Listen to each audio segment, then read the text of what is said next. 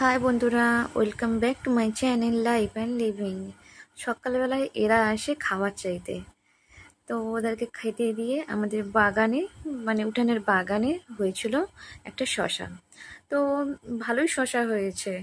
এর আগে 6-8টা মতন তোলা হয়েছে, এবারেও দেখলাম একটা হয়েছে। তো নিজেদের গাছের জিনিস তুলতে খুব ভালো লাগে। তারপরে আমি স্নান টান করে মন্দিরটা ধুয়ে নিলাম। মন্দিরটা ধুয়ে একটু ধূপ দিয়ে দিলাম, দিয়ে আর এই যে আমাদের এখানে নবাব পুত্তুর শুয়ে রয়েছে, দাঁত ফাঁত বের করে শুয়ে রয়েছে। ওনার গরম হয়, ওনাকে আবার পাখা চালিয়ে দিতে হয় দালানের। ওনাকে ডাকছি, কোনো সাড়াই নেই। আর এখানে দেখো ঝুম বৃষ্টি হচ্ছে, এত বৃষ্টি হচ্ছে আর এত ঝড় দিচ্ছে। জানলার ধারে বসে বসে বৃষ্টি দেখার আলাদাই মজা, আলাদাই অনুভূতি। আমার বেশ ভালো লাগে। কার কার ভালো লাগে জানিও, জানলার ধারে বসে বসে বৃষ্টি দেখার। এই যে এনাকে যা খেতে দেয়া হয় তা মানে কম খায়, বেশি নষ্ট করে।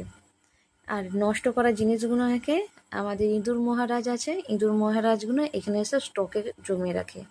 আলু, রুটি, ওদেরও পেটগুলো একটু একটু, তো ওরাও বেশি খেতে পারে না, তো ওনারা এসে জমিয়ে রেখে দেয় ভবিষ্যতের জন্য।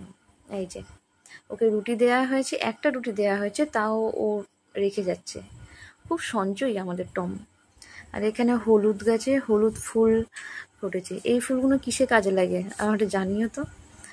তো এই যে লঙ্কা গাছ আমাদের, এত বিষের মতন ঝাল, মানে এত ঝাল এত ঝাল যে ধারণার বাইরে। আর আজকে এত হাওয়া দিচ্ছে, এত হাওয়া দিচ্ছে যে গোলাপগুলো মাথা উঁচু করে দাঁড়াতেই পারছে না। আর এই যে কাল, এই যে নষ্ট করে এলো, এটা হচ্ছে কালকের খাবারগুলো।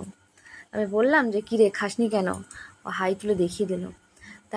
তারপরে এইখানে এত ঝড় দিচ্ছে আর এত বৃষ্টি হচ্ছে, যেন মনে হচ্ছে নিম্নচাপ নেমেছে।